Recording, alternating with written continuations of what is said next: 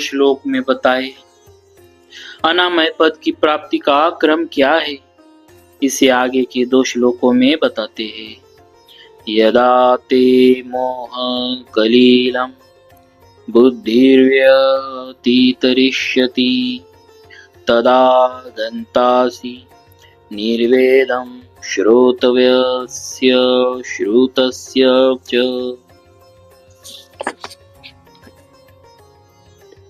शरीर में अहमता और ममता करना तथा शरीर संबंधी माता पिता भाई भौजाई स्त्री पुत्र वस्तु पदार्थ आदि में ममता करना मोह है। कारण कि इन शरीर आदि में अहमता ममता है नहीं, केवल अपनी मानी हुई है। अनुकूल पदार्थ वस्तु व्यक्ति घटना आदि के प्राप्त होने पर प्रसन्न होना और प्रतिकूल पदार्थ वस्तु व्यक्ति आदि के प्राप्त होने पर उद्विग्न होना, संसार में परिवार में विषमता पक्षपात मात्सर्य आदि विकार होना, यह सब का सब कलील अर्थात दलदल है। इस मोह रूपी दलदल में जब बुद्धि फंस जाती है तब मनुष्य किंग कर्तव्य विमूढ़ हो जाता है, फिर उसे कुछ सूझता नहीं। यह स्वयं चेतन होता हुआ भी शरीर आदि जड़ पदार्थों में अहमता ममता करके उनके साथ अपना संबंध मान लेता है, पर वास्तव में यह जिन जिन चीजों के साथ संबंध जोड़ता है वे चीजें इसके साथ सदा नहीं रह सकती और यह भी उनके साथ सदा नहीं रह सकता, परंतु मोह के कारण इसकी इस तरफ दृष्टि ही नहीं जाती। प्रत्युत यह अनेक प्रकार के नए नए संबंध जोड़कर संसार में अधिक से अधिक फंसता चला जाता है। जैसे कोई राहगीर अपने गंतव्य स्थान पर पहुंचने से पहले ही रास्ते में अपना डेरा डालकर खेल कूद हंसी दिल्लगी आदि में अपना समय बिता दे, ऐसे ही मनुष्य यहाँ के नाशवान पदार्थों का संग्रह करने में और उनसे सुख लेने में तथा व्यक्ति परिवार आदि में ममता करके उनसे सुख लेने में लग गया। यही इसकी बुद्धि का मोह रूपी कलील में फंसना है। हमें शरीर में अहमता ममता करके तथा परिवार में ममता करके यहाँ थोड़े ही बैठे रहना है।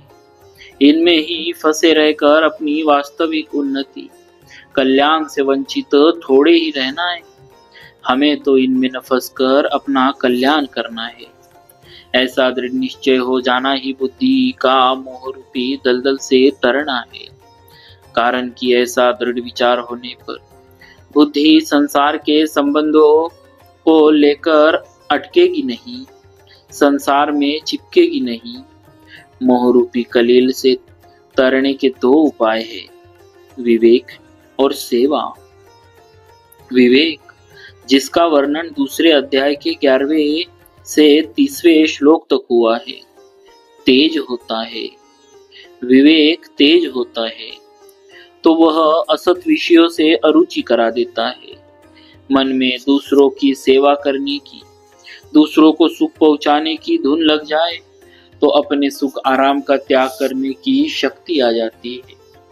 दूसरों को सुख पहुंचाने का भाव जितना तेज होगा उतना ही अपने सुख की इच्छा का त्याग होगा।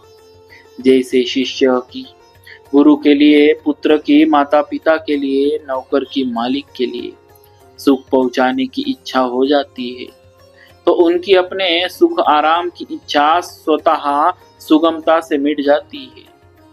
ऐसे ही कर्मयोगी का संसार मात्र की सेवा करने का भाव हो जाता है तो उसकी अपने सुख भोग की इच्छा स्वतः मिट जाती है।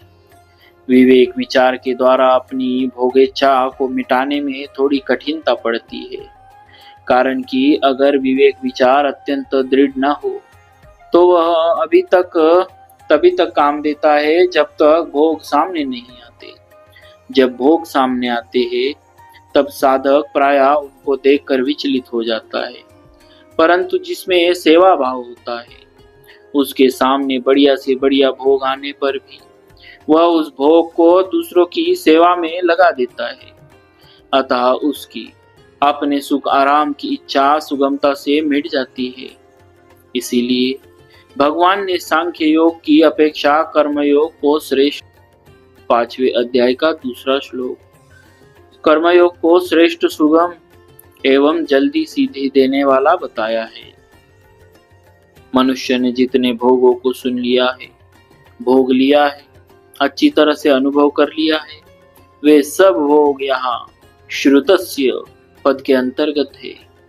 स्वर्गलोक, ब्रह्मलोक आदि के जितने भोग सुने जा सकते हैं, वे सब भोग यहाँ श्रोतव्यस्य पद के अंतर्गत है। भक्तों, यहाँ श्रुतस्य और श्रोतव्यस्य पद शब्द, स्पर्श, रूप, रस और गंध इन 5 विषयों के उपलक्षण में है। जब तेरी बुद्धि मोह रूपी दलदल को तर जाएगी, तब इन श्रुत, एहलौकिक और श्रोतव्य पारलौकिक भोगों से, विषयों से तुझे वैराग्य हो जाएगा। तात्पर्य है कि जब बुद्धि मोह कलील को तर जाती है, तब बुद्धि में तेजी का विवेक जागृत हो जाता है कि संसार प्रतिक्षण बदल रहा है और मैं वही रहता हूँ, अतः इस संसार में मेरे को शांति कैसे मिल सकती है, मेरा अभाव कैसे मिट सकता है। तब श्रुत और श्रोतव्य जितने विषय है, उन सब से स्वतः वैराग्य हो जाता है। यह भगवान को श्रुत के स्थान पर भुक्त और श्रोतव्य के स्थान पर भोक्तव्य कहना चाहिए था, परंतु ऐसा न कहने का तात्पर्य है कि संसार में जो परोक्ष अपरोक्ष विषयों का आकर्षण होता है, वह सुनने से ही होता है, अतः इनमें सुनना ही मुख्य है। संसार से विषयों के छूटने के लिए जहाँ ज्ञान मार्ग और भक्ति मार्ग का वर्णन किया गया है, वहाँ भी श्रवण को मुख्य बताया गया है। तात्पर्य है कि संसार में और परमात्मा में लगने में सुनना ही मुख्य है। यहाँ यदा और तदा कहने का तात्पर्य है कि इन श्रुत और श्रोतव्य विषयों से इतने वर्षों में, इतने महीनों में और इतने दिनों में वैराग्य होगा, ऐसा कोई नियम नहीं। प्रत्युत जिस क्षण बुद्धि मोह कलील को तर जाएगी, उसी क्षण श्रुत और श्रोतव्य विषयों से, भोगों से वैराग्य हो जाएगा। इसमें कोई देरी का काम नहीं है।